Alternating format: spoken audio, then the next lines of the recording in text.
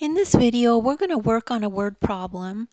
And in this word problem, we're going to learn how to multiply whole numbers with fractions. So if we have a problem like this one that says there are 10 students in a class, 2/5 of them have a dog. How many students in the class have a dog? So to find the answer, we multiply 10 times 2/5. And remember, to multiply a fraction by a whole number, write the whole number as a fraction with 1 as the denominator. So it'll look like this.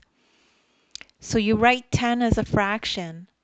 10 is the same as 10 over 1. Now what we can do is we can rewrite the question with 10 as 1 over 10. So instead of just putting 10 here, we will write 10 over 1 times 2 over 5.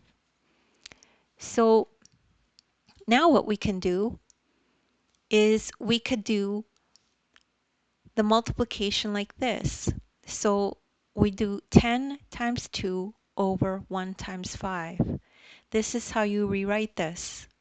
So you basically just extend this line across and multiply this and then multiply this. And that's how you get this. So multiply the numerators, then multiply the denominators. So 10 times 2 is 20. 1 times 5 is 5.